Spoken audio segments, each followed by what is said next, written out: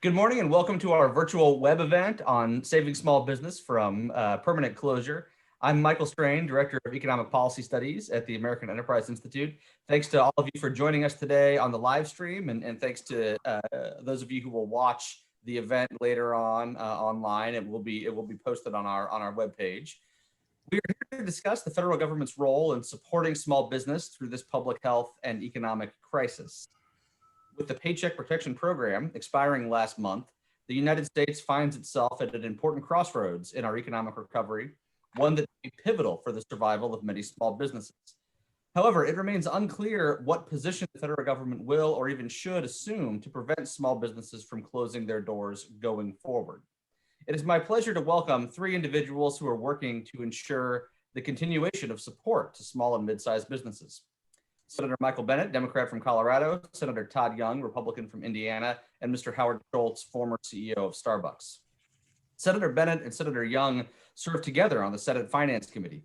They have introduced the Reviving the Economy Sustainability Toward a Recovery in 2020 Act, otherwise known as the Restart Act, as a bipartisan solution to continue federal assistance to small and mid-sized businesses. The Restart Act aims to provide long-term, partially forgivable loans based on revenue decline for the businesses that are hit hardest by the COVID-19 pandemic and by government-mandated social distancing orders. The Restart Act has received the support of over half of the Senate as co-sponsors. That is a bipartisan group. Among the Restart Act supporters is Howard Schultz, former chairman and CEO of Starbucks.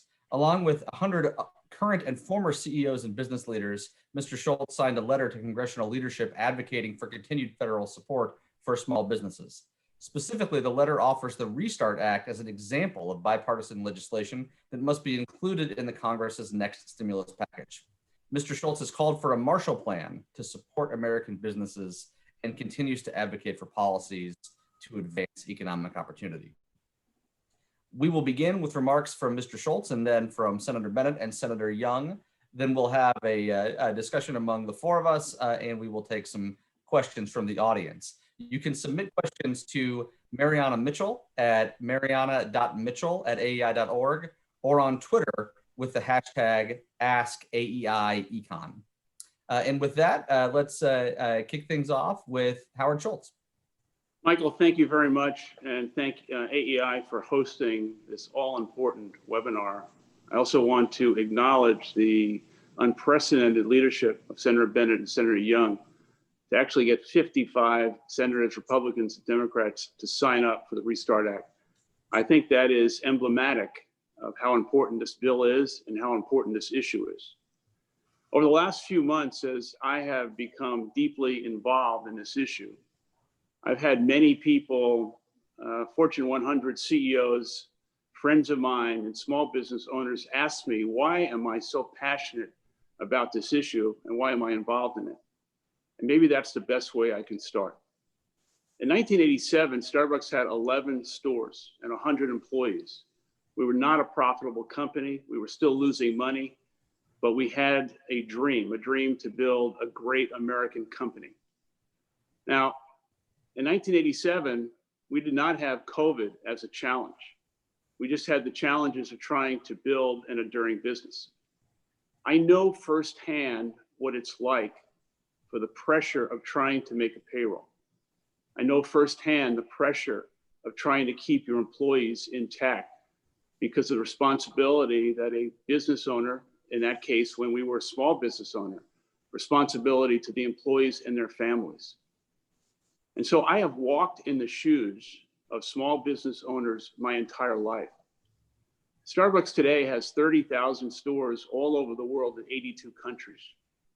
Many small businesses today have the aspiration to be the next Starbucks. But the situation today is very, very challenging.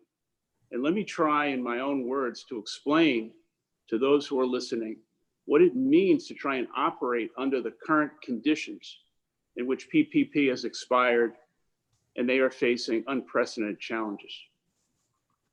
To put it in my own parlance, I would say that small business owners today need an economic bridge to the vaccine. Now, why do I say it like that? So here you are, you're a small business owner. You actually got PPP, but it's now expired. Your business today, at best, is about 60% of the revenue that it was pre-COVID. At 60% revenue, your business is not profitable. You have the responsibility of paying rent. You're in a dance every single month, a very challenging dance with your landlord as to whether or not he is going to allow you to have some rent concessions. You're trying to save the business and save your employees. You're trying to pay your vendors for inventory, yet you don't have the money to do it. And most importantly, you have lived your entire life for this moment of building a business for you and your family. You've played by the rules your entire life. And now, to no fault of your own, a pandemic has reshaped the entire world. Now, when I think about the responsibility of the United States government, and I think about the responsibility of the Congress today, the question, rhetorical question is, how can we let these small business owners, these mom and pop businesses, how can we let them fail? And the answer is we can't. Now, from an economic standpoint, this is what will happen if there is no relief. And we are on the clock, make no mistake about it. Every single day for a small business owner who is facing the challenges I've just described, a day is like a week. 2 days is like a month. A month is like a year in which they have no resources, and many, many businesses already have declared bankruptcy and have folded. Between now and the first of the year, my team and I have estimated that 30 to 40% of all small businesses in the United States will go bankrupt and fold. 30 to 40% of millions of businesses. Now, what will that mean? And I think this is really important because it's one thing to talk about this, but let's really get underneath the economic carnage of what is going to take place. First and foremost, all of the cities and communities and states in America who rely on the tax revenue, the tax receipts of these small businesses, that is going away. Now, these cities and states are already facing insolvency as a result of COVID. You layer on top of that the inability to gain any revenue, any tax revenue from those businesses, and the problem becomes significantly compounded. In addition to that, the social fabric of every community in America is linked to the small businesses of America. You wipe out these businesses, you wipe out the social fabric of these communities. Now, as I drive around the city of Seattle in the last couple of days and New York City last week, I am stunned, I'm shocked at already the amount of businesses that are boarded up. Now, they're boarded up because those businesses are already gone, they've given up. The cost to not doing this is going to be much, much greater economically and the social fabric of every community in America if this doesn't get done. And I don't know what it will take for the responsibility of Congress to, most importantly, walk in the shoes of these well-deserving people who want nothing else than the ability to continue living and striving for the American dream by keeping their small business alive. And I can't think of anything right now that is more important economically and in terms of the social fabric of the country to keep these businesses alive. And I must thank Senator Young and Senator Bennett for their leadership, their compassion, and their understanding of this problem. And if we walk away from these people, if we walk away from these small businesses, it really begs the question, what is the moral responsibility of the United States government at a time like this? And I can't believe we're going to let these people go. I can't believe we're going to let these businesses die. And if it happens, we are going to regret it, and it is going to be a stain on the economic mobility and the American aspiration of people who strive to play by the rules, build a great small business, and try and get access to the American dream. Thank you very much. Thank you, Mr. Schultz. And now we'll hear from Senator Bennett. Senator. Thanks, Michael. And I'd just like to say how grateful we are for AEI hosting this important discussion about saving America's small businesses. Thank you, Howard Schultz, for being such an extraordinary partner over the last several months to help us build support for the Restart Act. I just listening to you now, the passion you have for American entrepreneurs comes through, and I appreciate so much the fact that from your position, you're doing everything you can to help people that, whose shoes you were once in. And I think the country would be a lot stronger if we thought about it the way you do. So I'm grateful for that.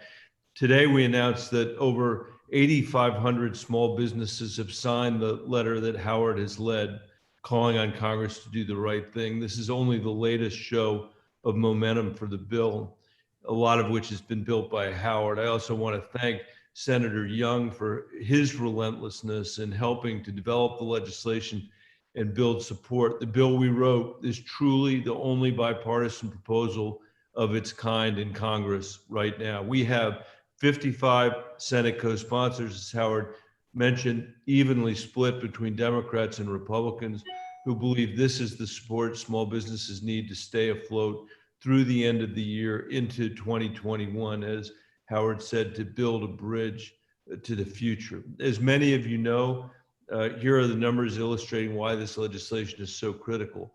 Half of America's workforce works for a small business, and as many as a quarter of small businesses are at risk of failure through no fault of their own. Howard pointed out that his guys think that the failure rate could be 30 to 40%. My visits in Colorado suggest that that's possibly true. 2 in 3 small businesses don't have enough cash for 3 months of expenses. Half say it will take more than 6 months to fully recover. And that's especially true for the hardest hit businesses like restaurants, breweries, salons, hotels, gyms, seasonal sectors like tourism. And unless we do something, we're going to see a lot of them close their doors and never reopen, turning millions of temporary job losses into permanent ones. I spent the last several weeks during the August recess visiting with business owners across Colorado, and several of those meetings ended in tears for the reasons that Howard said, because they don't know how they're going to pay their workers or stay in business when the winter months hit. This is a reality hundreds of thousands of businesses are dealing with all over the country, and it's the reality that Washington has ignored for too long. The only way to create long-term lasting relief is through bipartisan negotiation and legislation. And that's what we've done with the Restart Act. And it's why we're here today calling on Congress to act urgently to pass it. Let me just give you an example to explain more in depth how Restart would work. Then I'm happy to turn it over to my colleague, Todd Young. If you're a sit-down restaurant or a gym, you've potentially been completely closed, or you're operating at a limited capacity for months, and you're not going to be at full capacity for a while. A lot of that, none of that has anything to do with what you've done. It is probably because of orders that relate to COVID. The Restart Act would give you the support to sustain your business through the end of this year and into early next year. No interest would be due in the first year. No principal would be due in the first 2 years, giving small businesses the runway to get back up to full strength. More than that, the Restart Act is the only proposal out there right now that would forgive a portion of the loan based on how much revenue a business has lost this year. And it would give businesses 7 years to repay the rest of the loan so they have more flexibility. In other words, if you're a restaurant that's seen your revenues drop 60% this year, the amount of the loan we'd forgive would reflect that. At a broader level, the Restart Act recognizes that the pandemic hasn't affected all businesses the same, and relief should reflect that. It also recognizes that business decisions are best left to those who run them instead of dictating business decisions from Washington, which is why these loans have much more flexible terms than PPP. Here's the bottom line. We simply can't allow the hundreds of thousands of small businesses to go under. They are at the heart of America's economy. And now is a moment when we need to listen to our small business owners and workers across the country, urging Congress to provide this relief. We need the White House and congressional leadership to negotiate in good faith and pass a bipartisan package that includes the Restart Act. This is what we're fighting for now in the coming days, because our workers and business owners have no more time to waste. With that, I'll turn it back over to Michael Strain and look forward to hearing from my colleague, Todd Young. Thank you, Senator Bennet. Senator Young? Well, Dr. Strain, thank you so much to you and to AEI for hosting this event. It's been a privilege to work with Michael Bennet on this, my co-author and partner in leading this restart effort. And to Howard Schultz, thank you. I'm grateful for the attention you brought to this issue and to your real commitment to ensuring that our innovators, our entrepreneurs, our doers and dreamers out there have a real fair shot at starting and growing their own businesses, employing others and keeping those individuals employed, and ensuring that the pillars of so many of our communities, which are our small businesses, survive this pandemic. I'm proud that Congress came together and passed the Paycheck Protection Program. That was a short-term solution to what all of us had hoped would be a short-term challenge. But I think all of us have discovered instead that this virus is not only going to be with us for a while, it's going to create real challenges for our small business community. The situation for our small businesses is indeed dire, as Michael Bennet and Howard Schultz laid out. In fact, since March, between March and July, we saw 80,000 small businesses in this country permanently close. 80,000 small businesses permanently close. And when you project forward, as Howard Schultz did, his estimate of 30 to 40% of the remaining small businesses folding before year's end, that's incredibly sobering. I hope it will catalyze Congress into bold action, into passing the Restart Act. This is personal for me. This is personal because I hail from a small business family. I can remember the lean Christmases. We had some good ones. We had some challenging ones. But more than that, I remember those many employees that over the years came and went. Many went for greener pastures to take the next step in their own careers. But small businesses were essential for these employees during a step in their careers to providing for their own families. I recently visited Tyler Truss. Tyler Truss is a company in Plainfield, Indiana, and they employ very high-skilled welders, roughly 50 welders when they're doing well.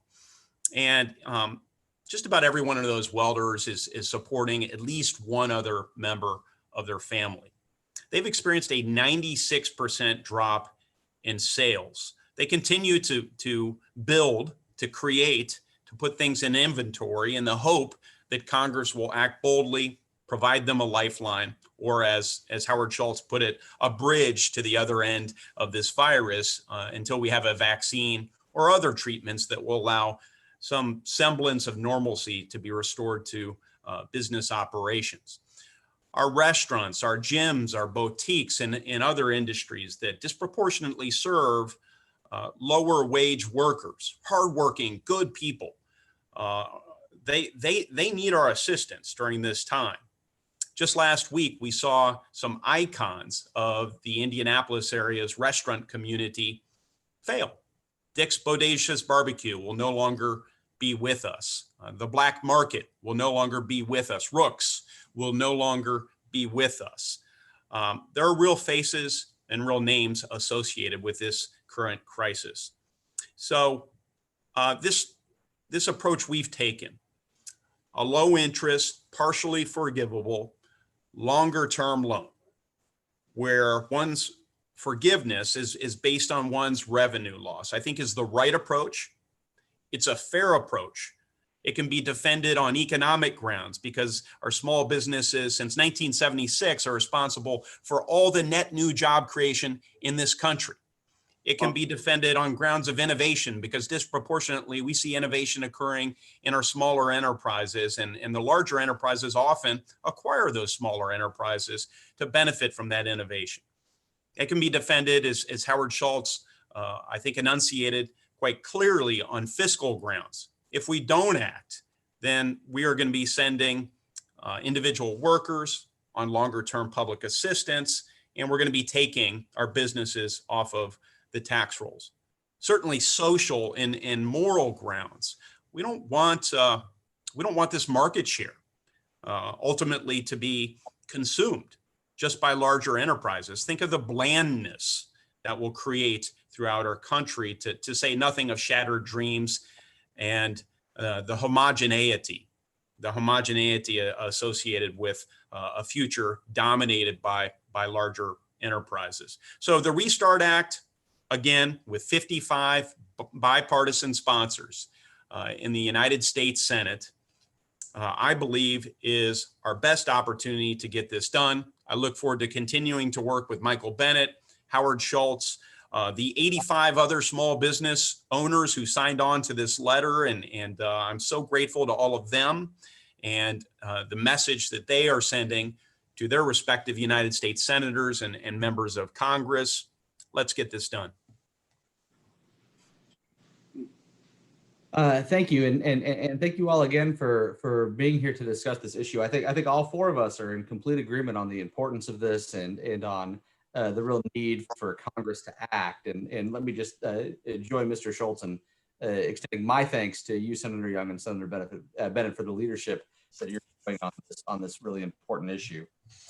I think that with the expiration of the federal supplement to unemployment insurance benefits in late July, and with the expiration of the PPP program in early August, there was a widespread expectation in Washington in May, June, and throughout July that there would be another round of small business assistance, and that would be part of another economic recovery package. Here we are on September 10th, and that hasn't happened yet. So let me ask my first question directed to both senators. What do you think is the state of play right now on the Hill in terms of something actually happening? Is that something we should expect? What do you view as the obstacles to getting this done? What are the obstacles to Congress passing, if not another large economic recovery package, the obstacles to Congress passing additional support for small business? Let's start with Senator Young, and then Senator Bennett can offer his answer to that question. Sure. Well, this afternoon, we're going to be taking some action, albeit it will be a procedural vote that we're going to be taking. And it is on a bill that is more narrow in scope than the Senate produced piece of legislation, the so-called HEALS Act, which was the Senate Republicans' proposal for a phase 4 coronavirus response. This will, I think, highlight where Senate Republicans are in agreement and what areas we believe we need to be focusing on sort of categorically. I hope that it will jumpstart negotiations between the administration and the House of Representatives, where so much of the real conversation has been occurring. Look, here are my thoughts, and then I'll turn it over to Michael. In short, every community in the country, a red community, a blue community, irrespective of politics, relies on small businesses because they supply consumers, they employ, they of course are valuable in the landscape and culture of that community. So every member of Congress and every U.S. senator is concerned about the shuttering of existing businesses or the limited capacity or uncertainty for those businesses who felt comfortable enough to open in a bit. So they're searching around for solutions. we already know, and in fact, we've socialized the idea here in the US Senate, that this is a solution with broad bipartisan support. I should indicate that 55 bipartisan co-sponsors is not comprehensive. I have had multiple United States senators indicate to me, and I suspect Michael has experienced the same. They've indicated that if this bill comes to the floor, they will vote for it as well. So the support is even greater than 55. And so I think we're going to have to get through these procedural votes, and negotiations will have to resume on some of these other priorities. But we do have an opportunity in the next couple of weeks to pass the Restart Act, or something very closely aligned with the concept of the Restart Act, the long-term working capital loan, with one's forgiveness based on the amount of revenue loss. And so we're winning that battle of ideas. Michael, do you have? Thanks. No, I appreciate it. Let me start, Michael, by saying, I believe our constituents in Indiana and Colorado should have a reasonable expectation that the way Congress works is the way that Saturday morning cartoon about how a bill becomes a law becomes a law. I think it's not unreasonable for Americans to think that's what we're doing here. And unfortunately, we fall below that standard all the time. And this restart, I think, is a good example of people doing their job the way we're supposed to do their job. Todd went home to Indiana and he heard reasons why PPP wasn't working well enough. I went home to Colorado and heard the same thing. 8 weeks wasn't going to be long enough for my businesses that have exposure to this winter weather. The requirements of PPP on payroll were not going to be generous enough to reflect the fact, as Howard said, that some of our restaurants now are working at 50% capacity or less because of government rules. The idea that there were other things besides payroll that were important for businesses to be able to fund, the importance of having a forgivable loan. I heard all those things. Todd heard all those things. And reacting to that, we wrote a piece of legislation, and we went out and garnered the support now of 55 of our colleagues. That's the way it's supposed to work. And unfortunately, we haven't, I don't think, as a body, used the time as well to negotiate the final package. Today, what we're going to see on the floor is a test vote. As Todd said, it's the opportunity really for the Republican caucus to see where their folks are. And I think what it will show is that there's an opportunity here for there to be a negotiation among the senators that want to get something done here, Democrats and Republicans, and the White House, who I think does want to get something done. And that all, to me, suggests that in the next week or so, we ought to be able to have a vote on the floor that succeeds, send it back to the House, and get on with it. As Howard Schultz said at the very beginning, our small businesses have no time left here, and they need the certainty of knowing that this loan program is set up and has been passed into law. So, I'd much prefer that we were doing it today. We're going to have to go through these gyrations until next week, and then I think we can get it done. Michael, can I add one thing to that? If Sure. I may? Oh, yes, sir. It's not so much a specific answer to your question, but I want to, if I can, draw upon something that I've heard a lot of in the last couple of years as it relates to this moment in time.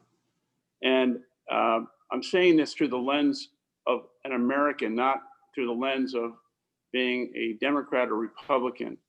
And I think over the last few years, we all can agree that there's been a fracturing of trust in the government and institutions among the American people. And that trust has been broken because people feel as if they don't have a voice, and they feel as if no one really is understanding the challenges that they have every single day. Now, if they read the newspaper yesterday, they picked up and they saw the headline of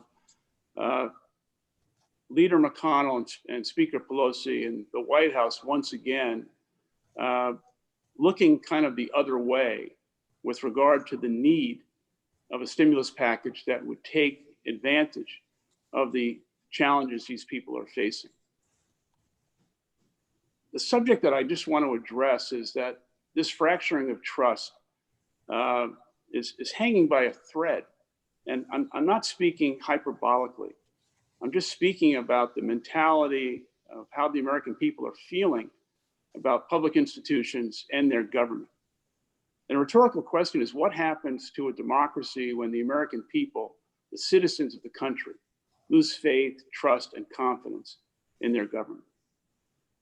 This is a specific issue that doesn't affect every American, but it does affect every American who will witness the destruction and the fracturing of lives and businesses in their communities if the United States government and the Congress and the White House doesn't act with a moral compass. And if it doesn't happen, it will be yet another major signal that the trust that people expect and the confidence that they deserve is not taking place by the people they've sent to represent them. And I think the issue here is far, far greater than just saving these businesses, which unto itself is unprecedented in terms of this moment in time.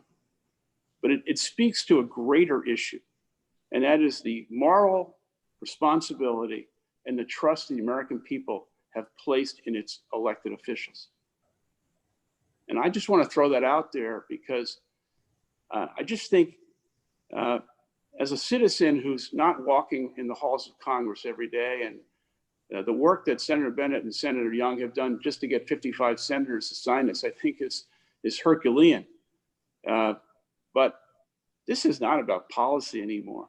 This is about saving lives, saving families, saving communities. And if the United States Congress and the White House doesn't do that, then what is it that they're doing? So I think that's well said and speaks to the importance of Congress acting here. I think the economic need, in my view, is very clear, and I don't think the government's response to the pandemic recession should have been complete with the CARES Act in March. Let me ask a question about the substance of the policy here. The Paycheck Protection Program offered forgivable loans to businesses based on size, but did not include a revenue loss requirement. An advantage of including a revenue loss requirement is that it targets the forgivable loan on businesses that are losing revenue, on businesses that are doing less well. My understanding of the way the Restart Act is structured is that the amount of forgiveness is based on comparing 2019 revenue based on comparing 2020 revenue to 2019 revenue. And if your 2020 revenue takes a larger hit relative to 2019, then you get a relatively larger amount of your loan converted into a grant. There's a concern, one that I've voiced about the Restart Act, which is that could serve as a disincentive to earn revenue, because every additional dollar that a business earns in revenue is worth less than $1 to that business because they lose a little bit of loan forgiveness with every additional dollar they earn. Again, this is a double-edged sword, because the advantage of doing it that way is that you're targeting relief on the businesses that are losing revenue. I wonder if you all could speak to that specific issue, because that really is a key difference between PPP and Restart. Perhaps we should start with Mr. Schultz, who's of course an accomplished CEO and understands the role that these sorts of implicit taxes play. And then, of course, I'd like to hear both senators' response to that question as well. Mr. Schultz? Michael, if you don't mind, I'll yield to the senators on the policy issues. It's not really my acumen. I mean, I'm not, they wrote Sure. Talk to that. Senator Bennett? Sure. I think it's a great point. So let me make two suggestions. First of all, on the revenue loss, that is a disincentive for people to earn revenue. by the time this bill is passed, over 3/4 of the year is already going to be passed. And most of the revenue loss and or gain is built in. There is not a business in America, I don't think, that's not trying to earn every single dollar of revenue that they can, and they'll continue to do that. So I don't think here there's a disincentive that's in fact there, and actually, or in theory, really there because of what's happening out in the world. On the other hand, it is a really important distinction, as you point out, between how our bill works and how PPP worked, because PPP did not distinguish between companies, small businesses that had no revenue loss and businesses that had cratered. And what that meant is that businesses that had no problems were able to access loans. And in fact, often were ahead of other businesses because they had pre-existing relationships with banks and they were able to access a loan that they don't need. I don't think the government should be in the business of doing that. I think what we should be doing is helping the hardest hit businesses who are facing not an ordinary garden variety recession, but a once in a lifetime pandemic. We just to finish the variation on the theme from Howard, we are one nation under God for a reason, at least one reason. I can think of many more than one, but one is to deal with a global pandemic. And if we want to have a small business sector on the back end of this economy, we're going to have to do something like restart. And it's my preference would be not to have the government have to do this, but we're at a moment where we do have to do it. And I do think given all of that, it's very appropriate that we're targeting the relief at the hardest hit businesses, not businesses that have done very well during this pandemic. Liquor stores, for example, come to mind. Let me turn it over and other sorts of businesses in the state of Colorado come to mind as well. Turn it over to my colleague, Todd Young. So I think Michael Bennett did a great job of explaining why we took the approach we did. But let me just add a couple of thoughts to this. Businesses are of course concerned about the near term because they may not exist in the longer term. But in terms of manipulating the amount of revenue they're making, which is I think what you were asking, Michael, because of the formulaic approach, the details of this proposal in terms of forgiveness. More than that, our businesses are concerned about retaining their customer base through this difficult time and retaining their employees, which are their business. They don't want to have to reconstitute their business, which would be nearly impossible on the back end of this virus. We are providing them the runway, a mechanism or a bridge to avoid losing the customer base, losing their employees, and effectively losing their business. And so I think that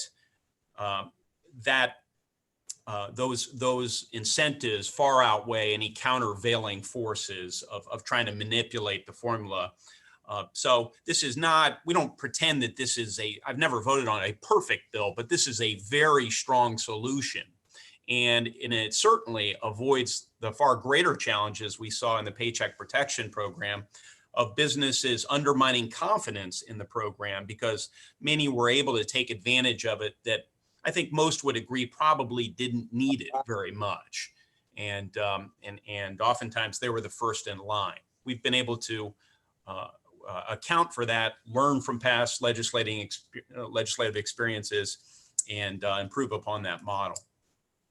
So one point that I'd like to build on from Senator Bennett's response is that a whole lot of 2020 is already in the rearview mirror. Here we are in September already. So one thing that could be done to address this concern would be to compare revenue loss in the first 6 months or the first 8 months of 2020 to the first 6 or 8 months of 2019.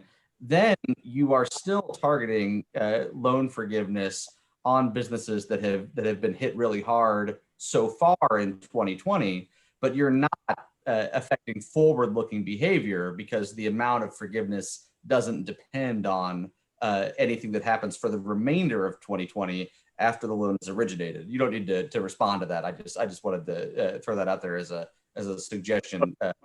In terms of that comment, over the last few months, I've hosted a number of webinars with small business owners, and those events have been held to try and allow other small businesses to share best practices with one another, because some people have been able to do transformative things to keep their business alive. In the webinars that we've done, what is now clear is that there's no more Hail Marys. There's no more ideas. There's very, very few things that people can do at this point because they are just out of money. They're out of resources. And I think it's so vitally important to just kind of put them in the room here. These people are facing destruction. They're a destitute situation. There are no more opportunities unless the government steps in to save them. It's just, they're at the end here. We're truly on the clock. I just couldn't agree more with what Howard is saying. I think that using the full year this year is going to allow us to account for the terrible losses that businesses are going to see in the fourth quarter. Certainly in my state, in Colorado, as you see the winter approach, there's going to be even more catastrophic loss. So I hope, I'll think about what you said, Michael, but I think that we both, for tax purposes and other purposes, I think using the year as we did may make the most sense. But Todd and I are always open for business to make it better if we can. Yeah, and again, just to be clear, I'm not suggesting that that the size of the loan or the amount of the loan that's forgiven not include not account for revenue needs in the fourth quarter. I'm simply saying that in terms of determining share of the loan that's converted into a grant, that purely backward-looking calculation based only on the first 6 or 8 months of 2020. And then you're not affecting forward-looking behavior. You're also not giving less money to businesses. You're just changing the way that the forgiveness calculation is put in place so that you're not affecting forward-looking behavior. One other point on just incentives and disincentives. The forgivable amount of the loan is not equal to the actual loss. It's equal to a portion of the actual loss, because we don't want people to prefer, getting the loan to generating revenue. So that's another, we've sort of thought through the issues that you're raising here today. Yeah, no, of course. Let me ask a broader question. So I think that there was, widespread agreement that something like this was needed during the shutdown period. And of course, the CARES Act passed, I think, 97-0 in the Senate, which contained the PPP program. The four of us are in extremely strong agreement that the time to act has not expired, and that there's still a real need for the government to offer financing, to offer grants to some small and mid-sized businesses at a minimum. This is not a universally held view.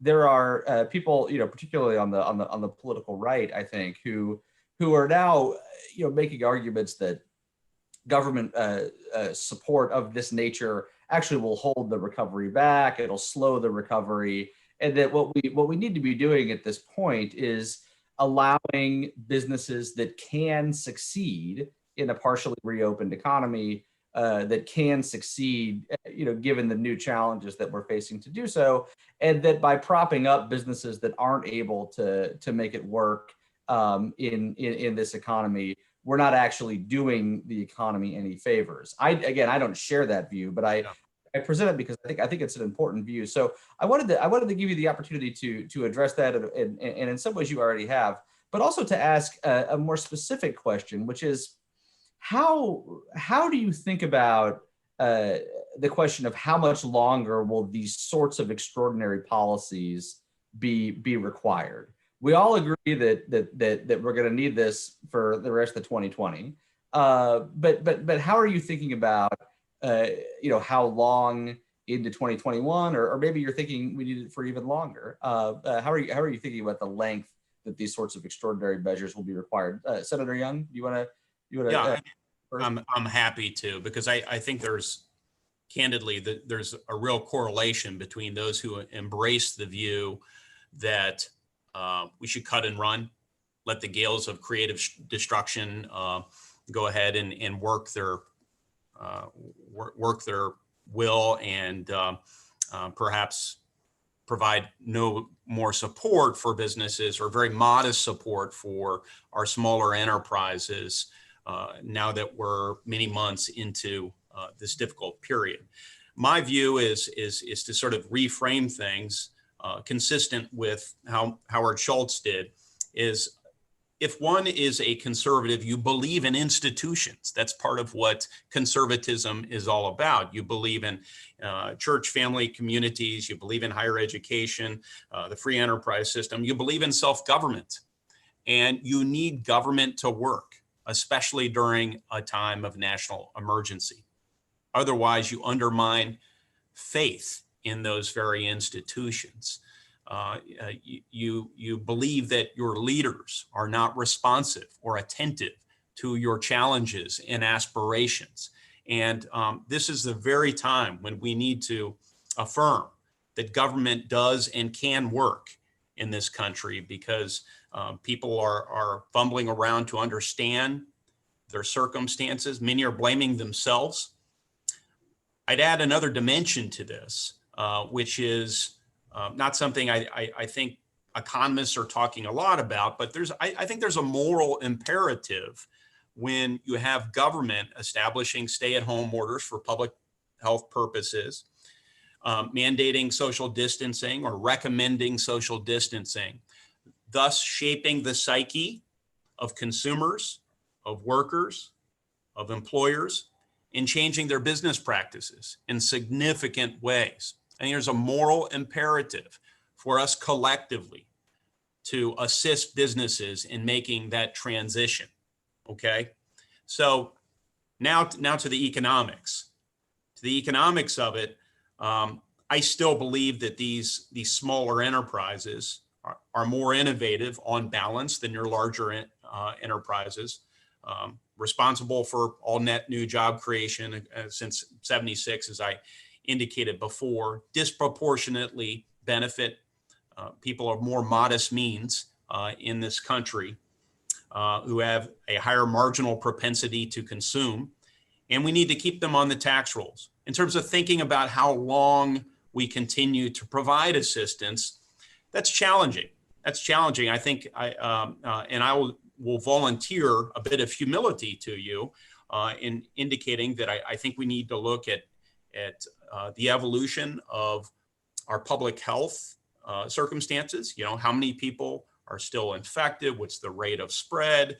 What sort of treatments exist? How effective are those treatments?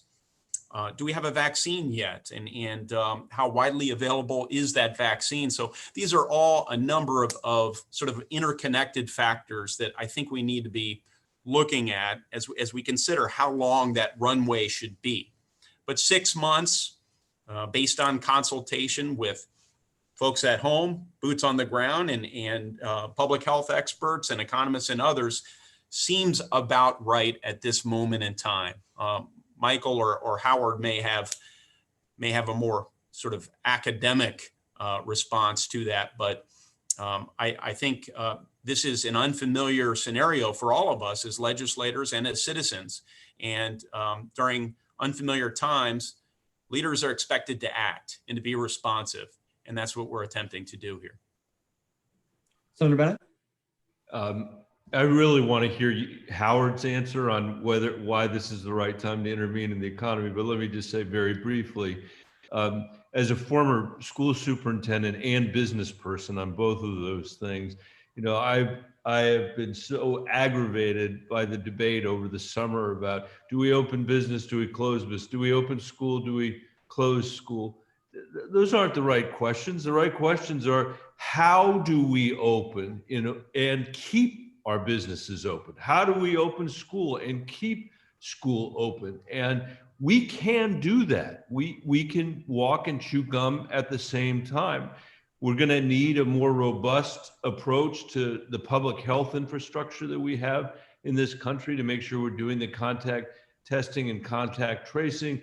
We're going to need to socially distance. We're going to need to manage the virus instead of having the virus manage us.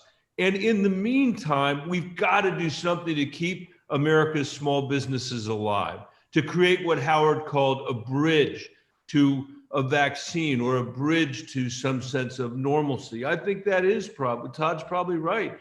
That probably is 6 months, or, and if we all do what we're supposed to do to manage the virus instead of letting it run us, that period of time might even be shorter. So I think, this is a moment where we all have to come together and do our best job as citizens. That's going to yield the best result for the American economy and for our place in the world. But I really want to hear Howard's point of view about what's going on in the economy, because he's got a much better sense of that than either Todd or I have. That's a lot of pressure.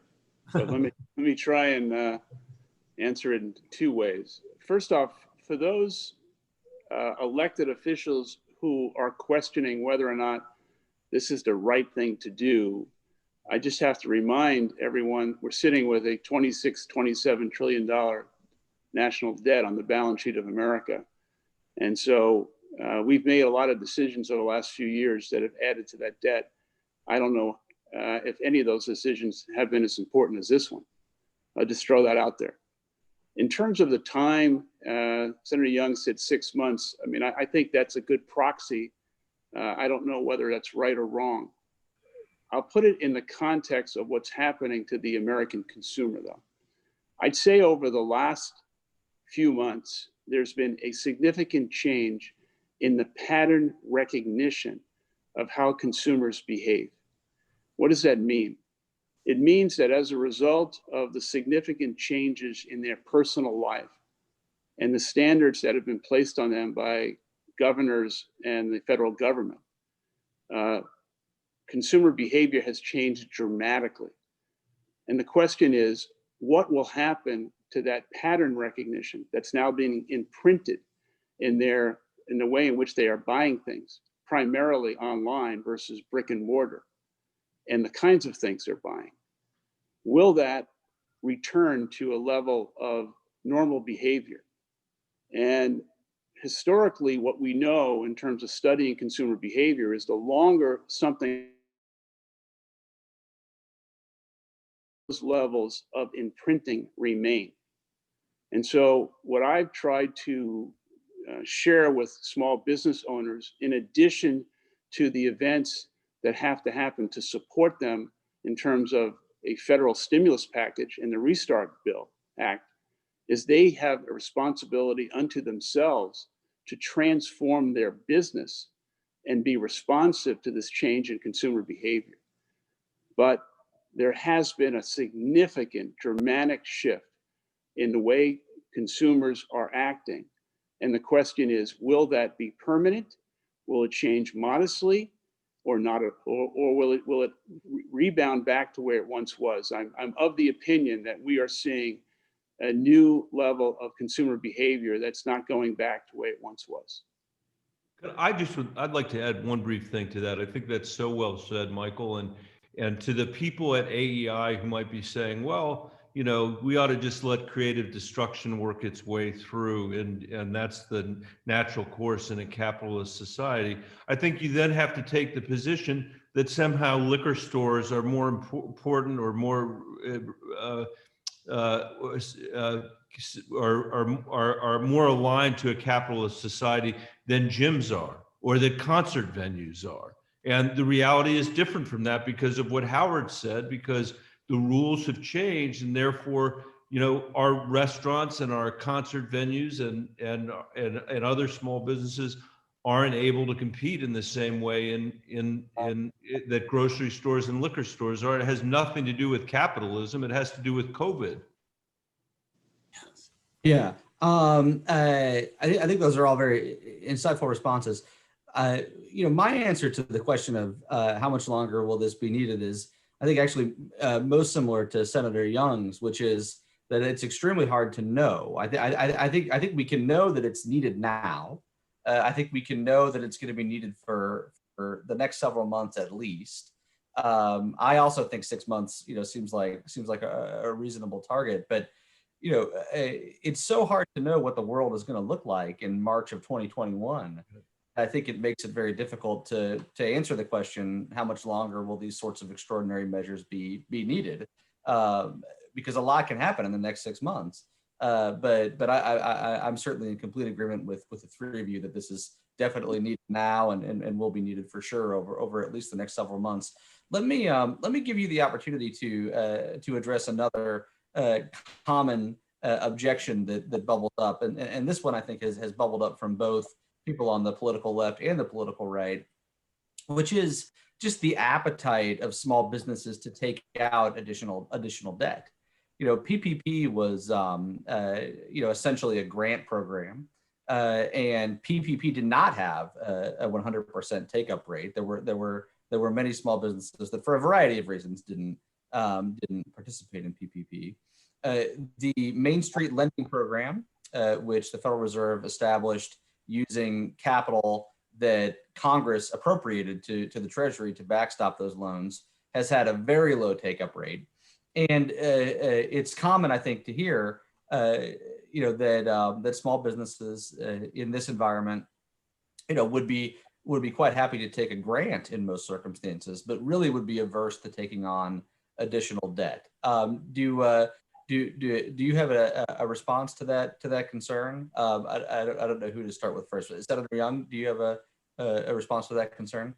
Well, you mentioned the Main Street program, and I've been very candid and open. I said publicly that I think the monies for that program need to be reprogrammed, need to be repurposed for restart, for this purpose, perhaps for another purpose. But you've got $500 billion sitting in that program. To my knowledge, there's been maybe one fully approved application out of that $500 billion. So the program is complicated to navigate, it's unwieldy, and it's not working. And I think the administration would be well advised to repurpose those monies. Then so much apprehension felt by a number of my colleagues and folks outside of Congress pertaining to dedicating money to the Restart program would be mitigated should those monies be repurposed. So in terms of the choice to take on debt versus get that debt relieved, I don't know if perhaps Howard has some thoughts on that in his consultations with the small business owners that he's just been working with. There's no doubt that the subject of debt is very, very troublesome to most small business owners at this stage. Yet, I think the idea of making this money available with a very long-term payback, if they don't qualify and they have to pay it back over the long term, like a 30-year mortgage, is the appropriate way to address the situation. But certainly, debt is a major problem. I agree completely with Howard and Todd. I'd add to that it's one of the reasons why we do have the forgiveness in this loan. Right. It's an acknowledgement that we don't want businesses to have to build up this debt. I'd say on the Main Street Lending Program, the problem with that program is pretty clear to me, and it's asking the Fed to do something that the Fed is not set up to do, which is to deal in this case with small businesses that don't have the greatest credit in the world, but are, we're doing just fine before this pandemic hit. That's not the Fed's job. And that's why I think Restart is needed to fill the gap. We've asked the Fed to do a lot of that.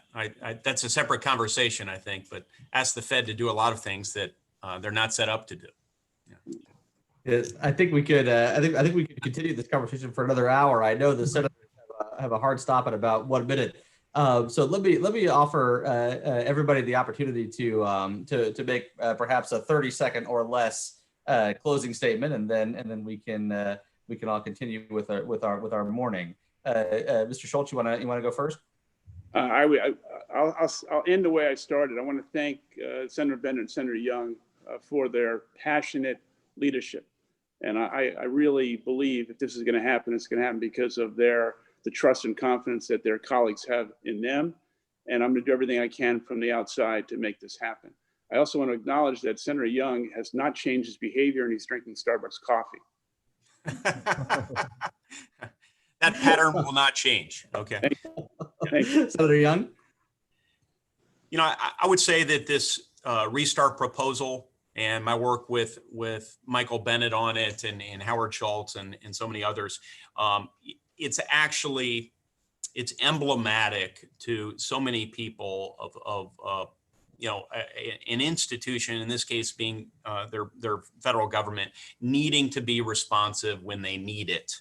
We need to maintain trust in institutions. We need bold action and responsiveness during times of great need.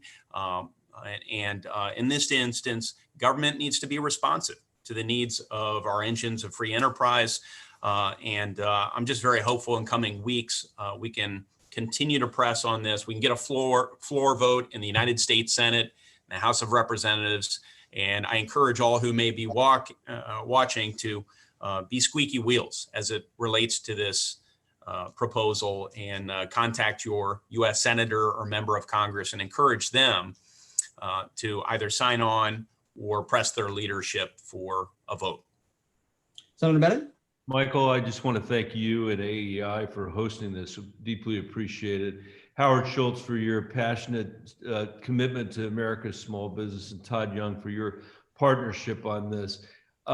You know what? If we don't do something, there's going to be such destruction on the main streets of America that didn't have to happen. And I think we're going to look back in retrospect and say, what in the world were we thinking? That's going to be too late. This is the moment when we can make sure that, you know, we give small businesses across the country at least a fighting chance to get through a crisis that they had no part of creating, and where they're trying to do their level best by their workers, but by their employees and by their communities. That's what we need to do, and that's why we need to pass Restart. And I hope, as Todd said, that everybody watching this will contact their senators and tell them that this bipartisan bill is what we need. So thanks, everybody. Thank you very much. Let me conclude by thanking you three for your leadership on this issue, and particularly Senator Young and Senator Bennett for trying to move the Senate to pass some legislation on this. I believe that this is extremely important, and I'm very hopeful that Congress will pass an additional round of economic recovery legislation, both for small businesses and a broader package. But I'm hoping that Congress at least does something for small businesses. And so thank you all for your leadership. Thanks to everybody who joined us on the live stream. A quick reminder that a video of this conversation will be posted at aei.org, and you can share the link with people in your network. And have a great rest of your day. Thank you very much. Take care. Thanks, guys.